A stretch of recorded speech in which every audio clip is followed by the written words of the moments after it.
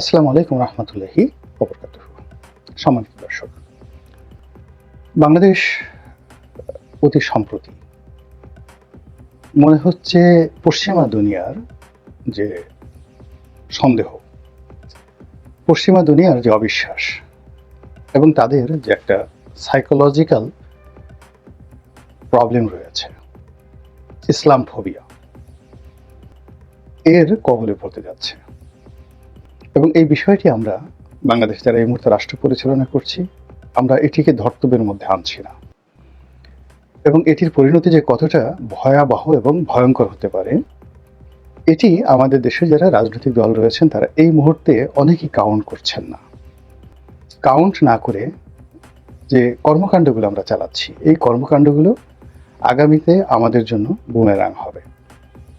এবং এর ফলে কি হলো, ভারত সবচেয়ে বেশি লাভবান হবে এবং আওয়ামী লীগ সবচেয়ে সুবিধাজনক অবস্থায় থাকবে।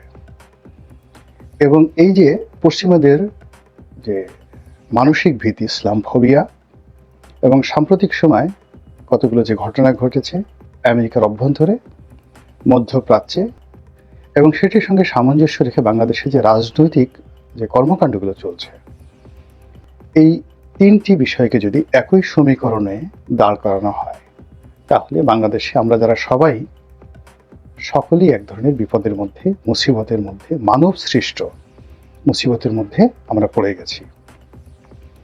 এই জন্য কোনো রকম ভূমিকা না করে আমি খুব দ্রুত কিছু কথা আপনাদেরকে বলতে চাই। আপনারা জানেন যে আইএস, ইসলামিক স্টেট, এটি আমেরিকার তৈরি করা একটি দানব।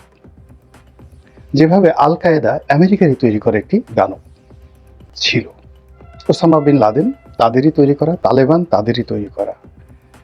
তো আপনি যখন একটি দানব তৈরি করেন, নিজের যখন একটা দানব তৈরি করেন, একটা মেশিন তৈরি করেন, একটা মেশিন গান তৈরি করেন, একটি রাইফেল তৈরি করেন এবং অ্যাটমিক বোমা তৈরি করেন নিজে, ওটার ভয়াবহতার সম্পর্কে আপনি যতটা ওয়াকিফহাল, পৃথিবীর অন্য কেউ অতটা ওয়াকিফহাল নয়।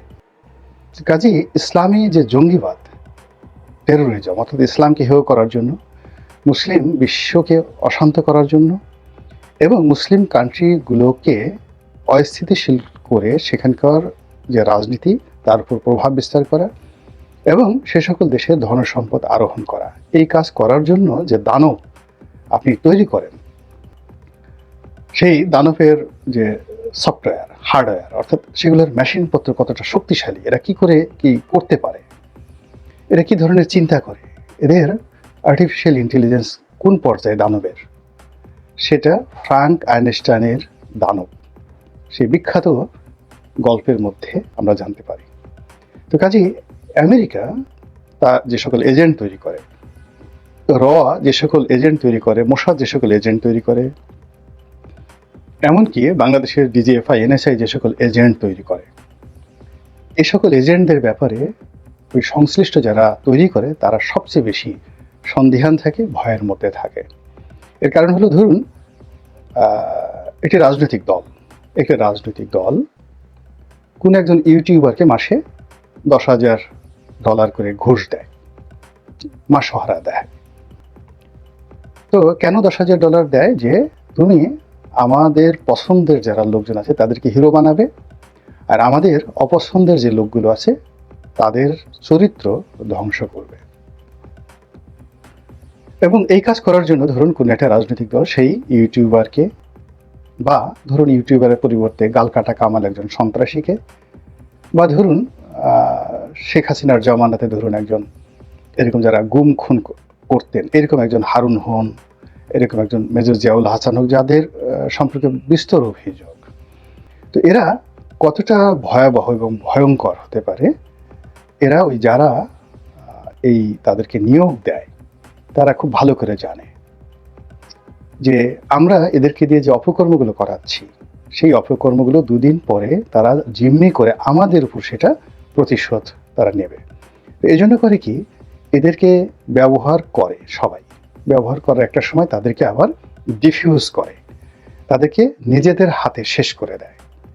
এটা রাজনীতিতে যেভাবে প্রযোজ্য, আন্তর্জাতিক কূটনীতিতে, যুদ্ধবিদ্যায় এই দানবগুলো নিজেদের হাতে ডিফিউজ করতে হয়, এবং সময় মতো যারা ডিফিউজ করতে পেরেছে, এদেরকে ধ্বংস করতে পেরেছে, এদেরকে ক্ষমতাহীন করতে পেরেছে, এদের পাওয়ার সিজ করতে পেরেছে, তারাই সফল হয়।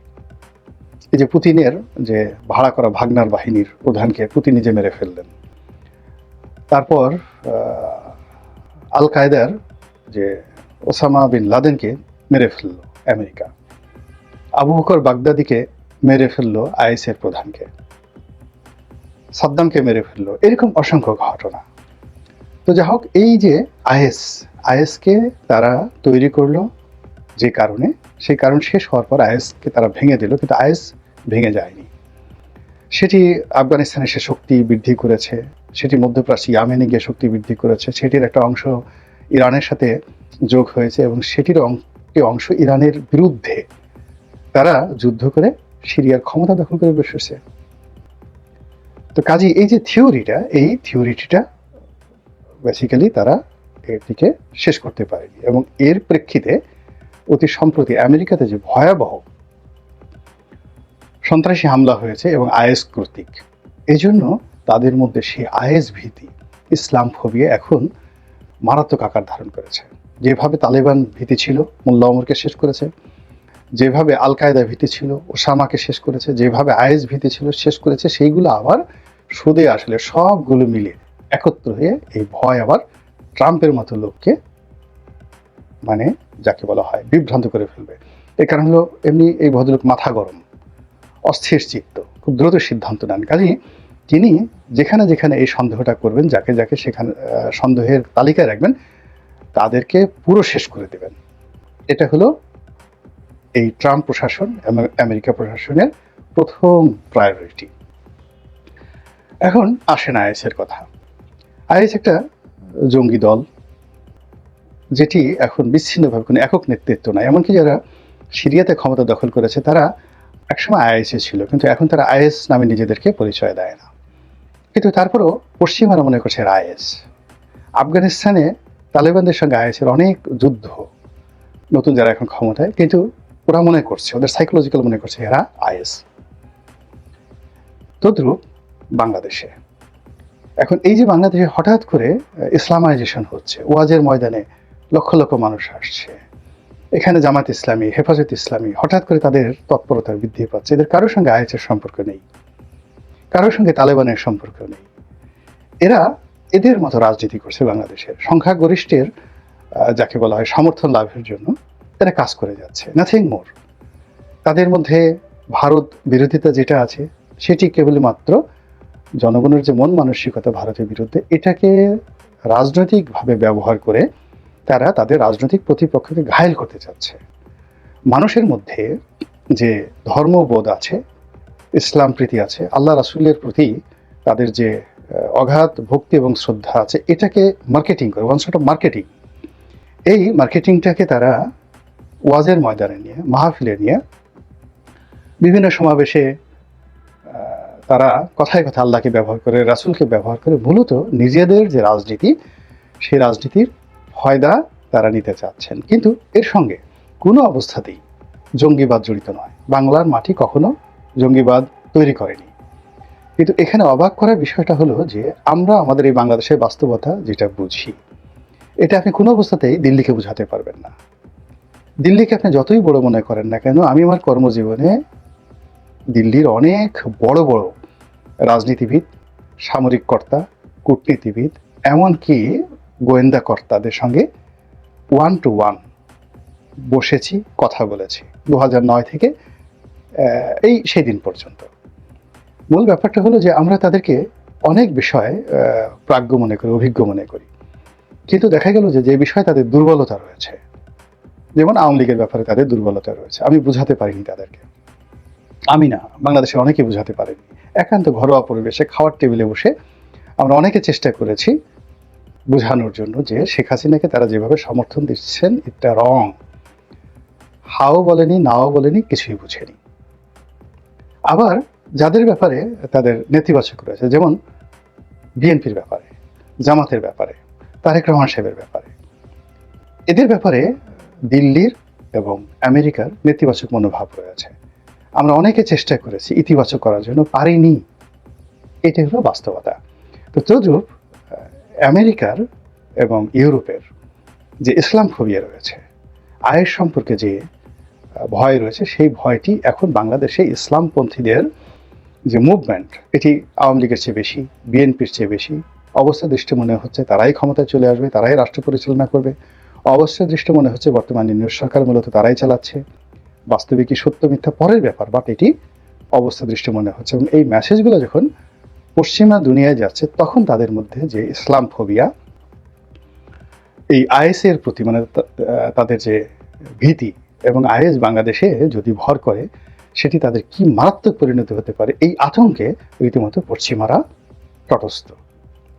তার উপর সাম্প্রতিক সময়ে যে আক্রমণ হয়েছে আমেরিকাতে, সেই আক্রমণের কারণে যদি বাংলাদেশে যারা ইসলামপন্থী, তাদের রাজনীতির ক্ষেত্রে আমেরিকা প্রতিবন্ধকতা দেয়, এবং সেই প্রতিবন্ধকতাকে কেন্দ্র করে পুরো রাষ্ট্রের উপর তারা তাদের যে খড়গ এটি স্থাপন করে, এবং তারা যদি বাংলাদেশ বিরোধী মনোভাব পোষণ করে এই ইসলাম ফোবিয়ার কারণে, আইএস ফোবিয়ার কারণে, এবং তার সঙ্গে সঙ্গে কিছুটা কূটকৌশল, যে এই সুযোগে তোমাদেরকে পেয়েছে, এটা ডলা দিয়ে দেই। এবং আপনি চিন্তা করুন যে টুইন টাওয়ারে যে আক্রমণ, আপনার কি মনে হয়, যেখানে আমেরিকার প্রতিরক্ষা বহু ভেদ করে একটা মশা সীমান্তে ওপারে যেতে পারে না, তো সেখানে দুটো প্লেন টুইন টাওয়ার আক্রমণ করলো, পরপর পেন্টাগন আক্রমণ চালালো। এটি কেন? সবাই এটা নিয়ে সিনেমা হয়েছে, যে কথাগুলো বলছে যে এটা ওদের মানে আফগানিস্তান রাষ্ট্রটিকে ধ্বংস করার জন্য, তালেবানদেরকে ধ্বংস করার জন্য, মোল্লা ওমরকে ধ্বংস করার জন্য, এবং পুরো ইসলাম ফোবিয়াটাকে মার্কেটিং করার জন্য তারা এই কাজটা নিজের হাতে ঘটিয়েছে। তো সেই আমেরিকা যদি চায়, আফগানিস্তানের চেয়ে বাংলাদেশের এখন ভৌগোলিক অবস্থান, রাজনৈতিক গুরুত্ব, অর্থনৈতিক গুরুত্ব 100 টাইম, 100 গুণ বেশি। তো কাজেই এই ফোবিয়াগুলোর সাথে সাথে যদি তারা তাদের যে কূটকৌশল, এই কূটকৌশল ব্যবহার করতে চায়, সেক্ষেত্রে আমরা এই বাংলাদেশে যারা জিকির করছি, তাহেরির জিকির করছি, যারা আব্বাসির জিকির করছি, যারা আজহারির জিকির করছি, তারপরে যারা জামাতের যাকে বলা হয় ফিকির করছি, তারপরে ইসলাম কেন্দ্রিকটি রাষ্ট্র গঠন করার স্বপ্ন দেখছি, বাংলার আনাচে কানাচে শুধু হযরত উমরকে দেখতে পাচ্ছি, তারা মূলত কতটা বিপত্তিতে আছি একটু দয়া করে চিন্তা করার চেষ্টা করুন। আল্লাহ আমাদের সবাইকে হেদায়েত দান করুন এবং হেফাজত করুন। আসসালামু আলাইকুম ওয়া রাহমাতুল্লাহি ওয়া বারাকাতুহু।